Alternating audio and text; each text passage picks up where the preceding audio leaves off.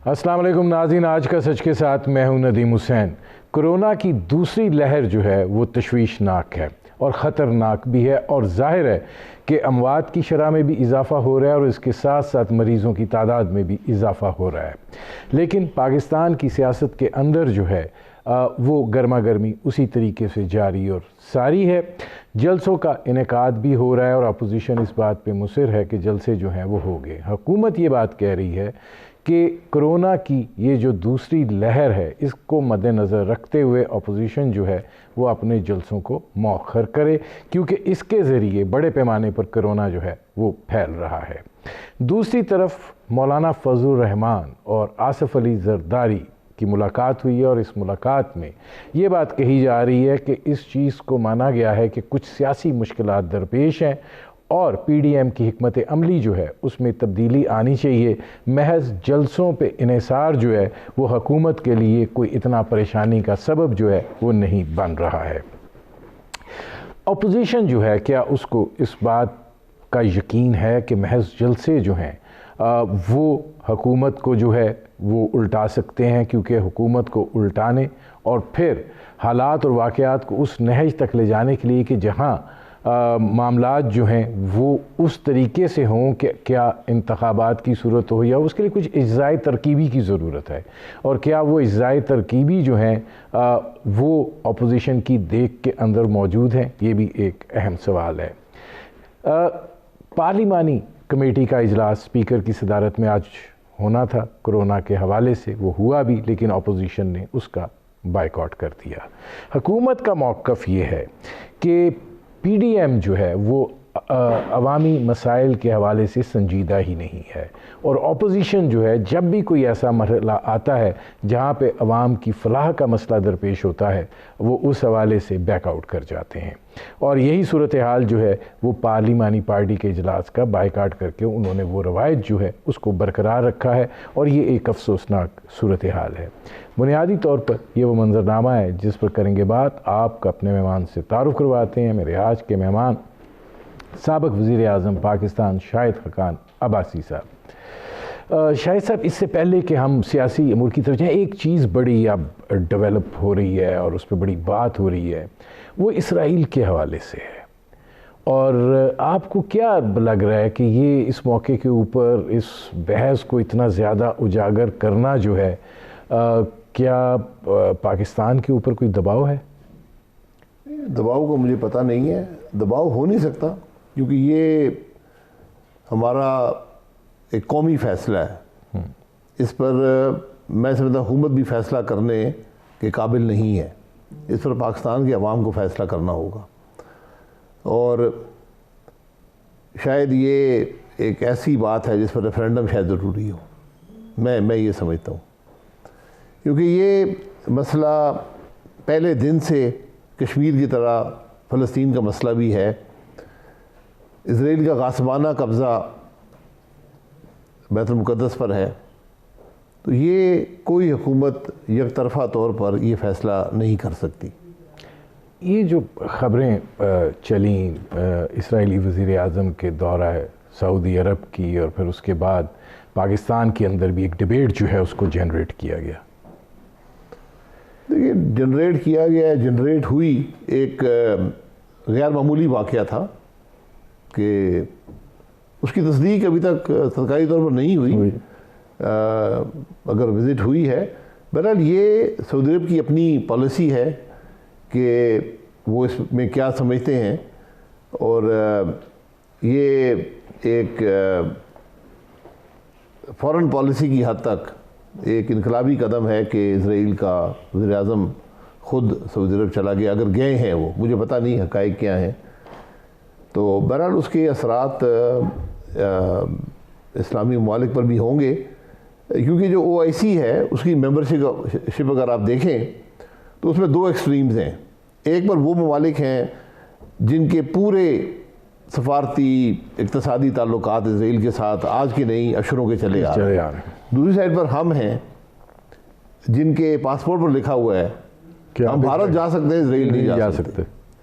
तो ये एक बड़ी खलीज है, और मैं समझता हूँ कि आज इसको पुर करने की ज़रूरत है कि अगर फ़लस्तीन के अवाम को इन ताल्लुकात से फ़ायदा है। मेरे ख्याल इसकी एक ही कसौटी है कि अगर फ़लस्तीन के अवाम को इससे फ़ायदा है तो हम भी अपने जज्बात को देख सकते हैं, क्योंकि बात तो फ़लस्तीन के अवाम की और बात बैतुल मुक़द्दस की है। इसमें शायद खाकान अब्बासी साहब ये फरमाइएगा, जो ख़ित्ते की बदलती हुई वहाँ की सूरत हाल है, इस बात का भी ख़बरें आईं और इंडिया मिला कि जैसे अमेरिका जो है वो ईरान पर हमला करना चाहता था, लास्ट मिनट के ऊपर वो एवर्ट हुआ। अब फिर ये बात कही जा रही है कि ये जो सारा सिलसिला है इसके अंदर शायद ईरान के ख़िलाफ़ कोई बड़ी कार्रवाई जो है वो मकसूद हो। देखिए, ईरान एक बड़ा मुल्क है, एक ख़ुद मुख्तार मुल्क है। ये ट्रंप की पॉलिसी शायद हो सकती थी कि वो बग़ैर किसी इश्तिहाल के, बग़ैर किसी वजह के किसी मुल्क पर हमलावर हो। अब हमें उम्मीद है कि अमेरिका में भी इन बातों पर फिर इनका जायज़ा लिया जाएगा, इस किस्म की पॉलिसीज़ का। और ख़ास तौर पर जो मायदा ईरान ने किया था तमाम दूसरे ममालिक से, यूरोप से और अमेरिका से, उसको शायद फिर बहाल किया जाए, क्योंकि वो एक ऐसा वायदा था जिसने इस हल्के में अमन में एक किरदार अदा करना था। और वापस जो सैंक्शंस थी ईरान को, उनको ख़त्म करने में पहला स्टेप था। और जहाँ तक मेरी नॉलेज है कि ईरान ने अपने जो उसके अंदर उन्होंने जो कंसेशंस दिए थे वो उन्होंने पूरे किए। उसमें कभी भी अखबारों में तो आता रहा, लेकिन सरकारी तौर पर ना यूरोपियन यूनियन ने ना अमेरिका ने ये कहा कि इसमें ईरान की तरफ से कोई खिलाफवर्जी हुई है। प्रेसिडेंट ट्रंप ने एक तरफा तौर पर उस मायदे को ख़त्म किया बगैर किसी वजह के। तो ये तशवीशनाक सूरत हाल थी इस इलाके के लिए, हमारे लिए भी, क्योंकि ऐसी जंग में यकीनन हम पर दबाव होगा कि हम लेकिन अब आप समझते हैं कि ये रिवर्स होता हुआ दिखाई दे रहा है जब जो बाइडन आते हैं। मुझे उम्मीद है क्योंकि ये अकल का तकाजा भी है और आलमी अमन के लिए भी ज़रूरत है कि ये जो इस किस्म की एक दूसरे पर ख़दशात हैं वो बिल आखिर टेबल पर ही हल होते हैं और हुए ईरान के मामले में। तो अब उनको ख़त्म करना फिर एक वापस इसमें सवाल है, आप फ़लस्तीन के मसले की बात कर रहे हैं, कश्मीर का मसला भी अपनी जगह के ऊपर है और ज़ाहिर है कि कश्मीर के हवाले से इस वक्त एक बड़ी पाकिस्तान और भारत के दरमियान कशीदगी की जो नौइयत है वो बहुत आगे जा चुकी हुई है। आप क्या देखते हैं कि जिस तरीके से इसराइल अपने टेंटिकल्स बढ़ा रहा है अरब दुनिया के अंदर, और यहाँ पे भी भारत ने जिस तरीके से कश्मीर को एनेक्स किया है, आपको क्या लगता है कि कोई इंट्रीगिंग वे में ये सूरत हाल कोई ऐसी हाल की तरफ तो नहीं जा रही जो कोई गैर मामूली हो? गैर मामूली अगर आप कश्मीर का सौदा करना चाहते हैं तो वो तो नहीं होगा, ये बात बड़ी सीधी है।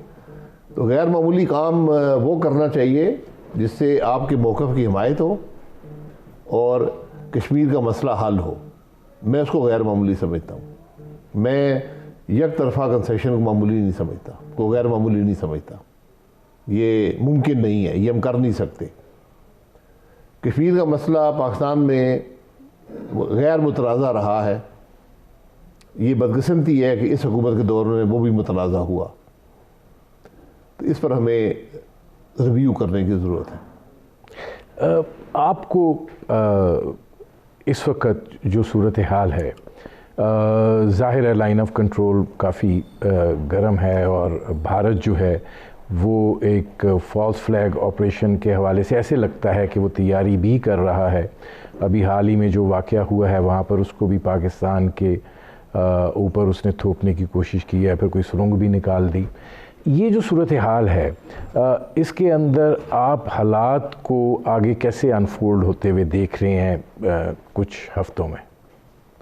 देखिए, हफ्तों की बात नहीं है। भारत हमारा दुश्मन है, इसमें कोई शुबा नहीं है।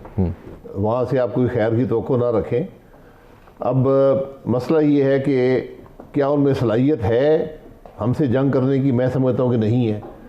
मैं समझता हूँ हम ये सलाहियत रखते हैं कि उनके हर जंगी अमल का मुकाबला कर सकें और भरपूर तरीके से कर सकें।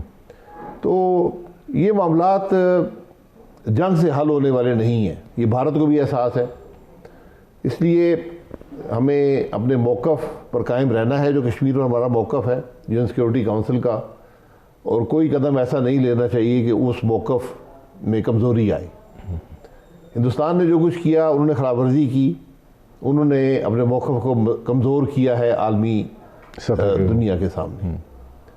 तो इसलिए अब हमें इसका डिप्लोमेटिक फ्रंट पर भी, मैं अपनी जो दिफाई काबिलियत है उसमें मुझे कोई दो राय नहीं है, वो मौजूद है।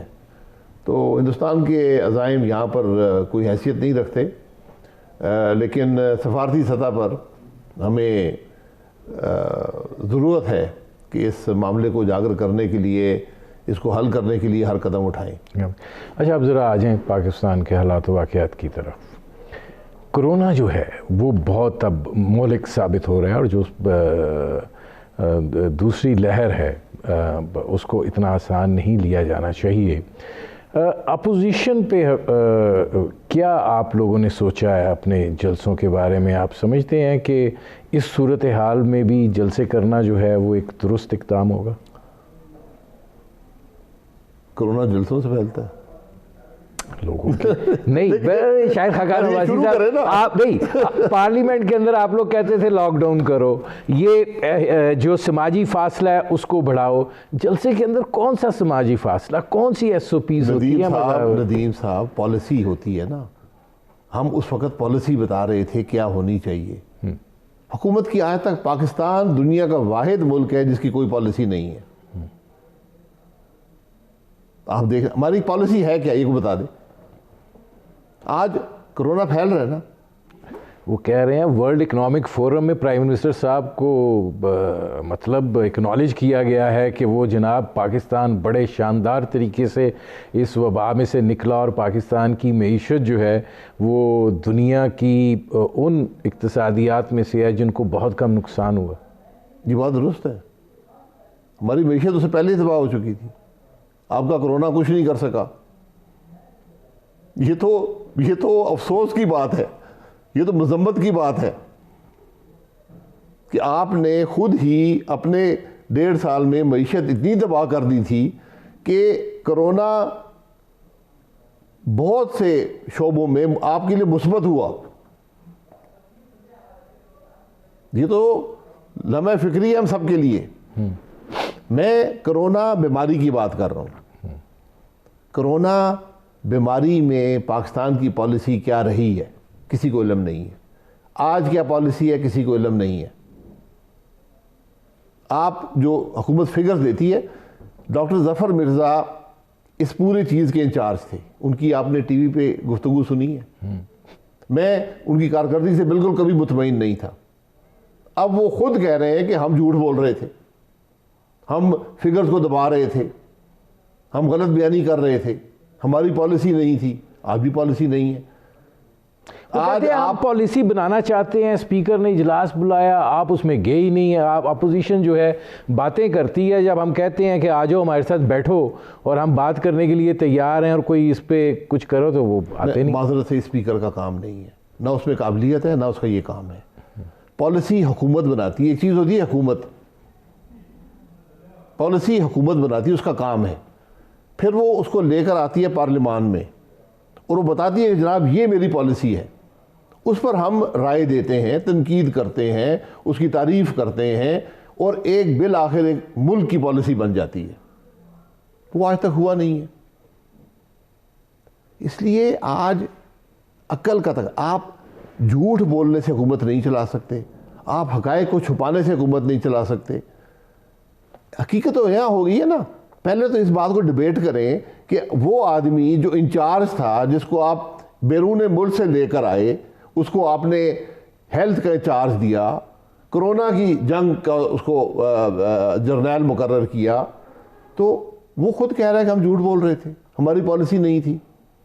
आज मैं मेरा सिर्फ सवाल ये है, आप हुकूमत के वेबसाइट पे जाएं, जो फिगर्स रिलीज होती हैं वो देखें, वहां पर एक चीज मिसिंग है और वही चीज आज क्रिटिकल है। वो क्या है? क्या चीज मिसिंग है? टेस्टिंग। इस वक्त अवाम में कोरोना का खौफ खत्म हो गया, कोई खौफ नहीं।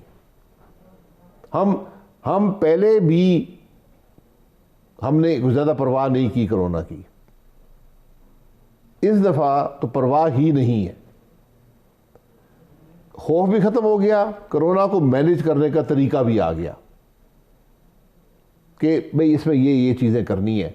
आपको याद है, आपका प्रोग्राम भी था, आप मुझे वेंटिलेटर्स की तादाद गिन रहे थे।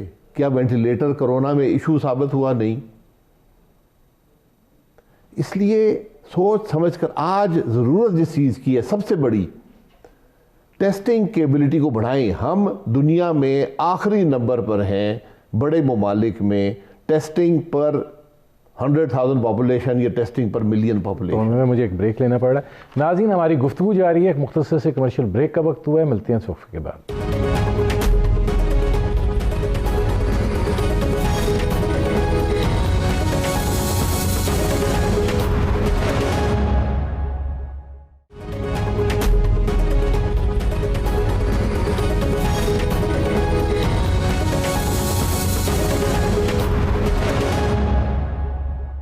Welcome back. नाज़रीन, मेरे आज के मेहमान साबिक़ वज़ीर आज़म पाकिस्तान शाहिद खाकान अब्बासी, उनसे हमारी गुफ्तगू जारी है।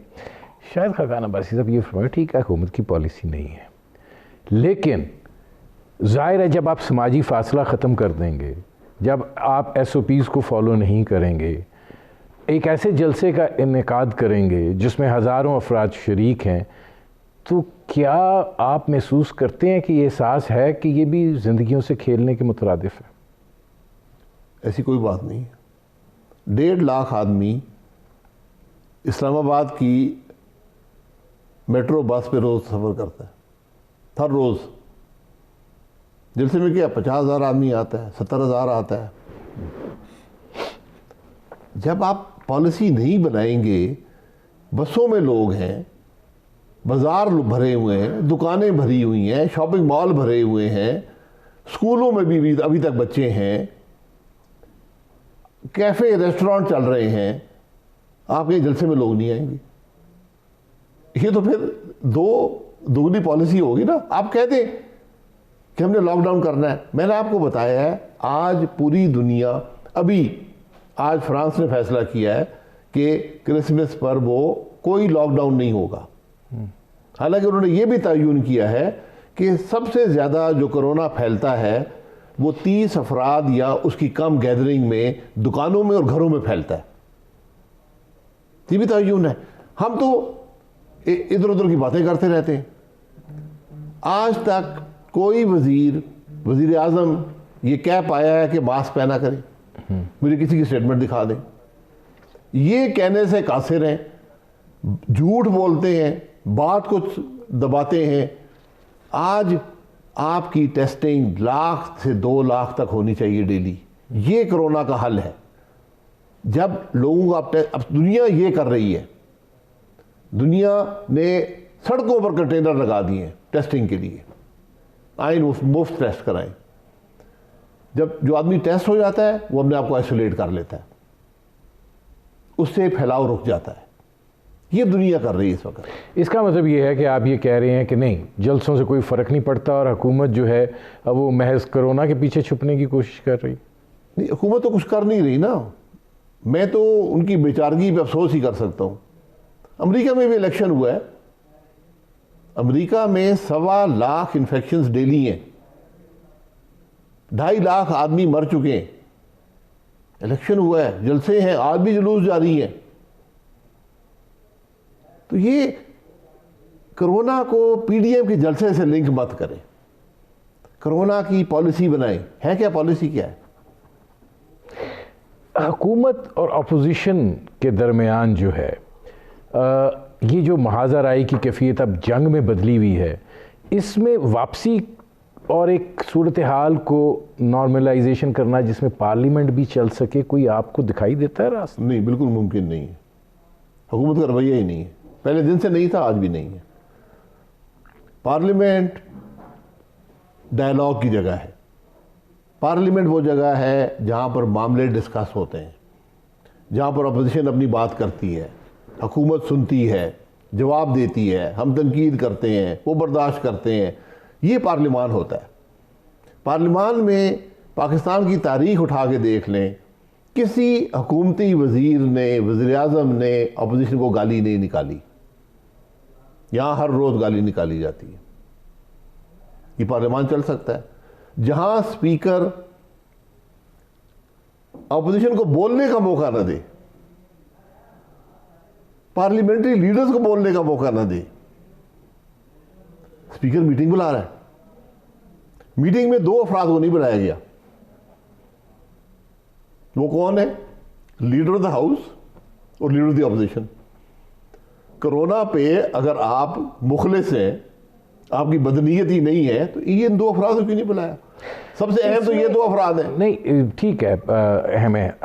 हुकूमत ये कहती है कि अगर नैब के आपके मुकदमात ख़त्म कर दिए जाएं तो बस सब कुछ गुडी गुडी और सब कुछ अच्छा अच्छा और हम भी फरिश्ते हो जाएंगे। यार अच्छा, कौन सा आपने केस बनाया नैब का, वो बता दें, चले इसी पे आ जाते हैं। नैब का केस बता दें। वो कहते हैं इसमें, इसलिए तो हम कह रहे हैं कि हमारा तो कोई कसूर नहीं, हमने तो इदारों को आज़ाद कर दिया है। वो चूंकि दबाव, वो अदारे आज़ाद काम कर रहे हैं तो अपोजिशन हमको तनकीद का निशाना बना रही है। आज़ाद काम कर रहे हैं, ये मुमकिन है कि 400 अरब आप चीनी में खा जाएं और नैब ना पूछ सके।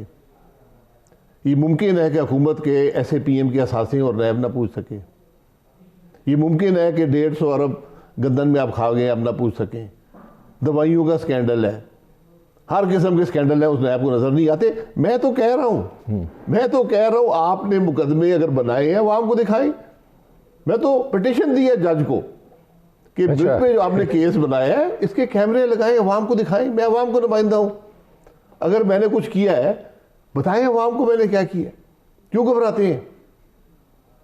हुकूमत को खुद इसमें पॉलिसी, हुकूमत खुद कहे जी नहीं हम कैमरे लगाएंगे, अवाम को दिखाएंगे। दिखाएं। आप पार्लियामान को मफलूज करके अपोजिशन को दबा कर हुकूमत चलाना चाहते हैं। हुकूमत आपसे चलती ही नहीं है, वो बात खत्म हो गई है। स्पीकर जो होता है ये ब्रिज होता है अपोजिशन हुकूमत के दरमियान। वो इस बात को इंश्योर करता है कि ये डायलॉग जारी रहे।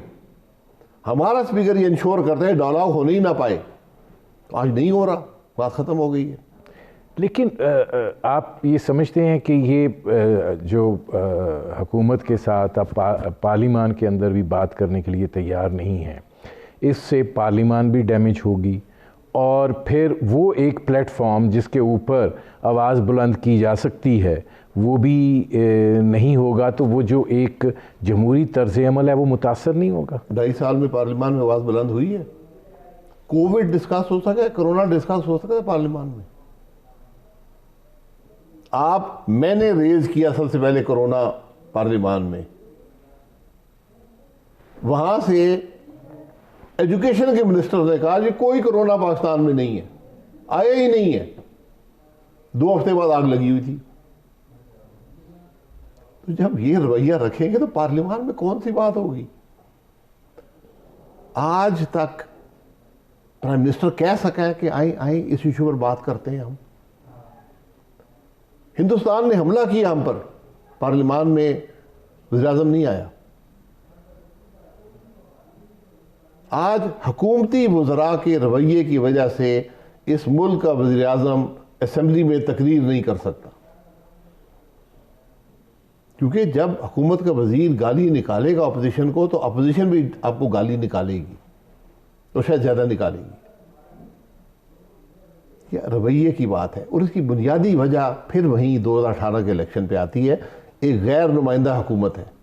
वो लोग जो पार्लियामान में नहीं होने चाहिए थे पार्लियामान में बैठे हैं, उनको बैठने का हक नहीं है। लेकिन ये जो लड़ाई है, ये जो झगड़ा है, आप क्या समझते हैं आपके जलसों से ये हल हो पाएगा? मेरे जलसों से अवाम के सामने तो आएगा ना, क्योंकि हुकूमत तो नाकाम हो गई है। अगर हुकूमत कामयाब होती तो मेरी बात में कोई वजन ना होता। हुकूमत अपने रवैये की वजह से, अपने गैर अपने मुतनाज़ा होने की वजह से, अपनी करतूतों की वजह से, अपनी करप्शन की वजह से आज इतनी गैर मकबूल हुकूमत पाकिस्तान की तारीख में नहीं आई। ये एक हकीकत है, उस पर हमें पूरा हक हासिल है।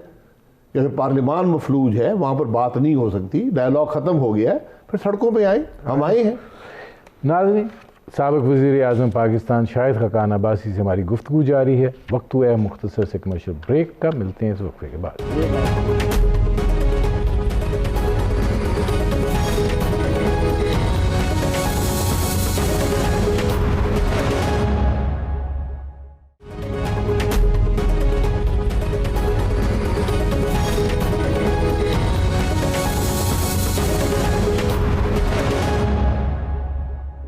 Welcome back. नाज़रीन, मेरे आज के मेहमान साबिक़ वज़ीर आज़म पाकिस्तान शाहिद खकान अब्बासी, उनसे हमारी गुफ्तगू जारी है। ये फरमाइएगा कि मौलाना फजल रहमान और आसिफ अली ज़रदारी साहब की मुलाकात होती है और वो ये समझते हैं कि जलसे जो हैं ये काफ़ी नहीं है, PDM की जो हिकमत अमली जो है वो तब्दील करने की ज़रूरत है। आप समझते हैं कि तब्दीली आनी चाहिए? नहीं, तब्दीली की ज़रूरत नहीं। ये हिकमत अमली थी कि पहले जलसे होंगे, फिर एजिटेशन होगी, फिर लॉन्ग मार्च होगा, इस्तीफ़े भी एक ऑप्शन है। ये सब चीज़ें मौजूद हैं, इन पर गुफ्तगू। ये तीसरी मीटिंग है मौलाना साहब की और ज़रदारी साहब की और दीगर लीडरों की पिछले 2 हफ्ते में। 2 सरबराही मसाइल हैं इस हवाले से, कह रहे हैं मसाइल हैं PDM को लेकर चलने के हवाले से। नहीं, कोई मसाइल नहीं है। इस बात पर सारे मुत्तफिक हैं कि मुल्क आइन के मुताबिक चलना चाहिए, अगर नहीं चलेगा तो तरक्की नहीं करेगा। इस पर सारे सब कोई 2 राय है नहीं। जो तरीक़ाकार है उस पर बहुत सी राय मौजूद है, उस पर हमेशा इत्तफाक हो जाता है कि कैसे किया जाए।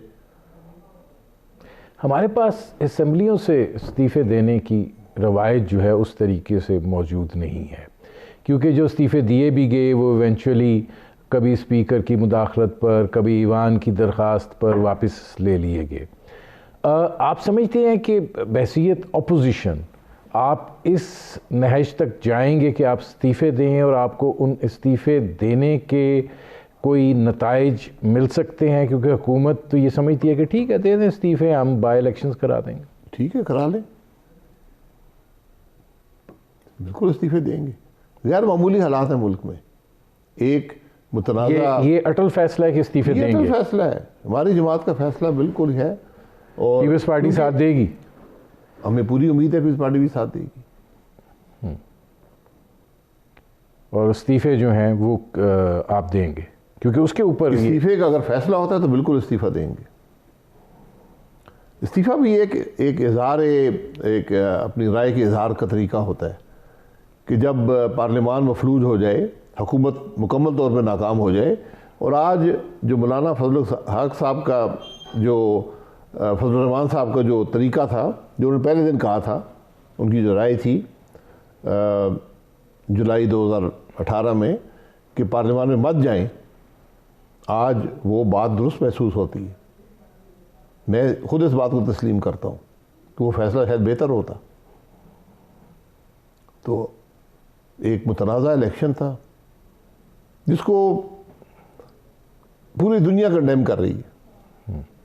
आज जब लोग देखते हैं तो कहते हैं यार वाकई इस मुल्क में क्या हुआ। आप ये नहीं समझते कि जो हालात हैं वो हुकूमत की तब्दीली के हवाले से जिन इज़्ज़ाए तरकीबी की ज़रूरत होती है वो आपके हक़ में नहीं है? इज़्ज़ाए तरकीबी से नहीं होगा, अवाम के दबाव से होगा। हमें इक़्तिदार नहीं चाहिए। इससे पहले जो ख्वाहिशात होती थी वो इक़्तिदार पर मबनी होती थी। आज जो है वो आइन की बालादस्ती की बात है, और आज ये एहसास है कि अगर हम आइन की तरफ नहीं जाएंगे हमारा मुल्क तरक्की नहीं करेगा। हमारे तमाम मॉडल फेल हो गए, तमाम हमारी कोशिशें ख़त्म हो गई हैं, मुल्क तरक्की नहीं कर रहा। और जिन ममालिक ने जो आइन पर कायम रहे, जो हकीकी जमहूरियत ला सके, उन्होंने तरक्की की है, और वो आपके साथ इसी खित्ते में आपके पहलू में मौजूद है। ये जो दावा है PDM के प्लेटफॉर्म से, PDM की लीडरशिप का, कि जनवरी तक हुकूमत जा रही है, इसकी क्या बुनियाद है, इसकी आपको क्या वजह दिखाई देती है? इसकी वजह टेलीविज़न शोज़ हैं। आप बुलाते हैं, पूछते हैं हुकूमत कब जाएगी, कोई कह देता है जलसे में आप कह रहे हैं जी जनवरी में जा रही है। देखिए ये नजूमियों से जलसे में बात की जाती है, जलसे में बात की जाती है, हो सकता है कल चली जाए। मैं तो आपको बता रहा हूँ हुकूमत का हर लम्हा इस मुल्क पे भारी है। जितनी जल्दी ये जाएगी इतनी जल्दी मामलात बेहतर होंगे। सर हुकूमती वज़रा, और बात आज हुकूमत के जाने की नहीं है। हुकूमती वज़रा तो कह रहे हैं महंगाई कम हो गई, आटे की कीमत नीचे आ गई, चीनी की कीमत नीचे आ गई, बाकी भी फ़र्क पड़ रहा है, मईशत मुस्तहकम हो रही है। बस तो ठीक है, परेशानी हुकूमत करें ना, मसला क्या है फिर? अवाम मुतमिन, वो कहते हैं अवाम मुतमिन है। अवाम से जाके बाहर पूछें, ये आपके 4 आदमी बैठे हैं उनसे पूछें ज़रा, अभी पूछें। जितनी तकलीफ में आज पाकिस्तान के अवाम में हमारी तारीख में नहीं हुए, जितने लोग आज हुकूमत से मायूस हैं तारीख में नहीं हुए। लोग आज निज़ाम पर उंगली उठाते हैं, लोग आज बराह रास्त इल्ज़ाम लगाते हैं जिन्होंने इलेक्शन में मुदाखलत की। ये बड़े तल्ख हालात हैं, बड़े ख़तरनाक हालात हैं। और इससे पहले कि लोग सड़क पर आ जाएं और वो तफरीक ना करें कि कौन अपोजिशन है और कौन हुकूमत है और कौन वर्दी में और नहीं है, उससे पहले मामलात को हल कर लें, क्योंकि मुल्क नहीं चल रहा। जब तक आप ज़हनी तौर पर इस बात का एतराफ़ नहीं करेंगे कि हमारा मुल्क नहीं चल रहा, आप हल नहीं निकाल सकते। हल आज भी मौजूद है, कल शायद ना हो। क्या आपके नज़दीक क्या हल है इस सूरत हाल का? हल मैं आपके 10 दफ़ा बता चुका हूँ, आपको टेबल पे बैठना पड़ेगा। अरबाब इक़्तिदार को, जो लोग इस मुल्क की सियासत पर, इस मुल्क में हुक्मरानी पर असरअंदाज होते हैं, उनको बैठना पड़ेगा। अगर और अपने मुफादात एक तरफ रख के बैठना पड़ेगा। ये हुब्बुल वतनी का मुजाहरा होगा। तो क्या उसमें ये भी होगा कि जो ये कहा जाता है कि करप्शन हुई है, दौलत लूटी गई है, वो भी हुआ है, उसमें वो दौलत भी वापस आ जाएगी, वो अपने मफादात छोड़ें, ये अपने सूरत हाल को बेहतर करें? करप्शन हुई है, किसने की है, उसको पकड़ें, बिल्कुल पकड़ें। बड़े बड़े शुरफा के नाम आएंगे। करप्शन पकड़ने से आसान कोई चीज़ नहीं है, अगर आपकी नीयत करप्शन पकड़ने की हो। ये ऐवान खाली हो जाएंगे, बहुत से ऐवान खाली हो जाएंगे। तो फिर इसका कोई इलाज नहीं है? नहीं, इलाज है। मैं यही कह रहा हूँ ना, टेबल पर बैठे, टेबल पर बैठे। मुल्क के मसाइल, जंग अजीम भी ख़त्म हुई टेबल पर, टेबल पे आपको बैठना पड़ेगा। कितना नुकसान करके बैठेंगे ये फैसला आपके पास है। कितना नुकसान करके बैठेंगे ये फ़ैसला आपके पास है। मेरे प्रोग्राम का वक्त ख़त्म हुआ। बहुत शुक्रिया शाहिद खाकान अब्बासी साहब। नाज़रीन, ये थे साबिक़ वज़ीर आज़म पाकिस्तान शाहिद खाकान अब्बासी। आपने उनकी गुफ्तगू सुनी। अब तक के लिए इतना ही, इजाज़त दीजिए। अल्लाह हाफ़िज़।